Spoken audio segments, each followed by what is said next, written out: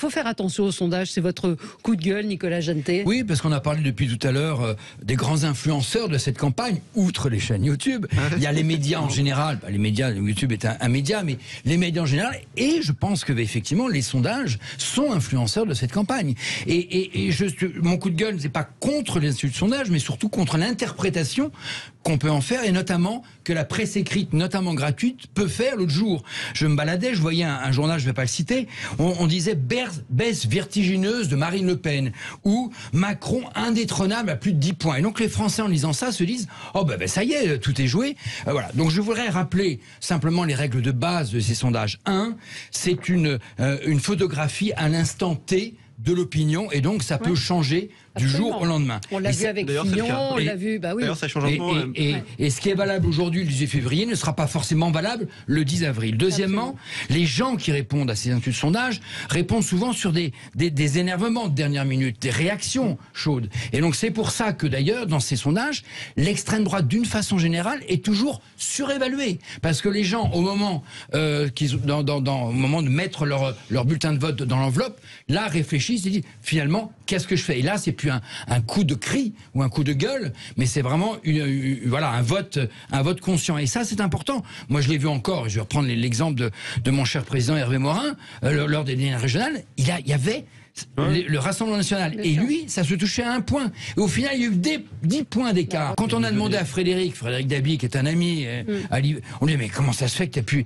Ah ben oui, mais j'ai pas évalué les abstentionnistes. Et effectivement, et c'est le 3e point, c'est que ces sondages n'évaluent pas les abstentionnistes, qui sont toujours mal estimés par ces sondages. Donc, prudence dans les sondages, surtout quand on a des candidats qui sont 1,5 point, parce que n'oublions pas, et je terminerai là-dessus, que la marge d'erreur est très importante. Je lisais dans le rolling de l'IFOP, que je regarde tous les jours, bien évidemment, à 15h, je suis le premier, bien évidemment, à lire l'IFOP.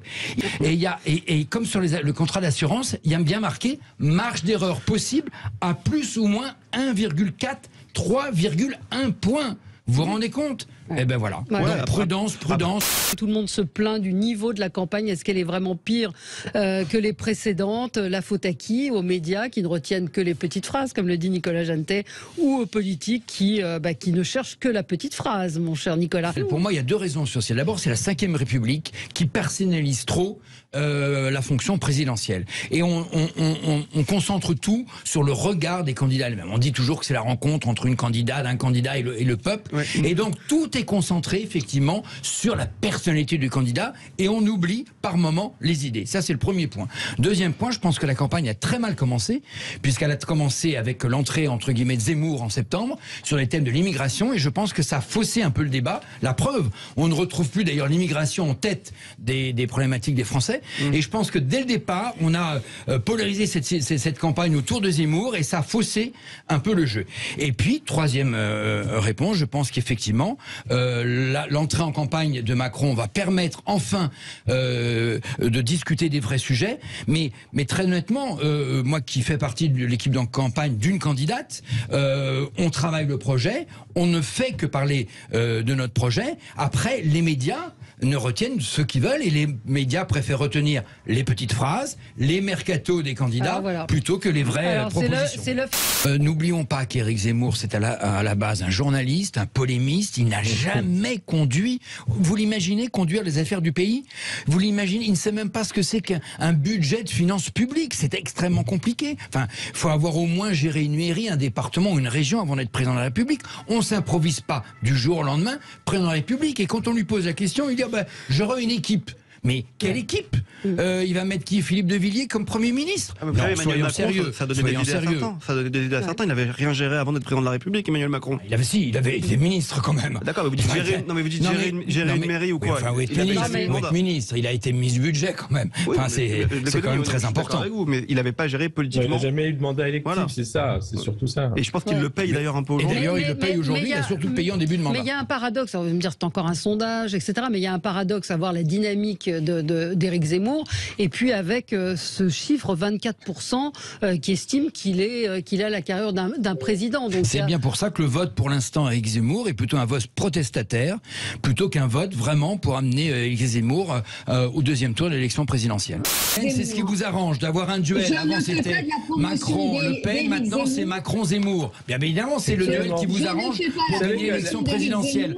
Parce que vous savez très bien que si c'est Valérie Pécresse qui arrive au second tour, Macron sera perdu. Donc voilà, c'est facile. C'est la réponse facile. Bah oui, mais c'est exactement votre stratégie. Oui.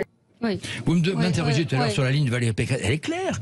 Elle est forte sur le régalien, ce qu'on n'avait pas, et c'est le grand défaut d'Emmanuel Macron. Elle met tout sur la justice, tout sur la police. Elle remet de l'ordre dans ce pays qui va très mal, parce que vraiment, le régalien, ça a été le plus gros échec d'Emmanuel Macron. Et en termes économiques, c'est une libérale. Voilà, moi je m'y retrouve totalement fort sur le régalien, libéral en termes économiques. La ligne, elle est très claire. Oui. Mais pourquoi elle prend les thèmes, les anathèmes de l'extrême droite? Elle ne reprend aucun anathème de l'extrême droite. Attendez, on va revenir sur cette polémique où elle disait simplement qu'elle ne croyait pas au grand remplacement d'Éric Zemmour. Alexis. Valérie Pécresse ne reprend pas le grand remplacement. Justement, elle tire à boulet rouge sur cette théorie en disant que les Républicains sont un parti qui reste dans le cadre républicain et que cette théorie conspire n'a rien à faire là. Exactement. Le seul candidat de grand remplacement, c'est Éric Zemmour. Et dans son meeting, alors on n'a pas entendu le même meeting. Alors. Si, c'est vous qui je vous envoie le discours. Et d'ailleurs, je vous envoie le discours. Pas tous en même temps, Alexis. D'ailleurs, ça fait elle s'est expliquée. Non mais elle s'est expliquée en plus après ce meeting en disant bien que si elle utilise ces termes, c'est pour les critiquer, les attaquer, c'est pas pour les valider. C'est incroyable de vous entendre dire ça. Mais non, ça vous arrange d'entendre ce que vous voulez entendre. Ah, ça vous arrange un duel Zemmour-Macron. Ça y est, on commence à le comprendre ça.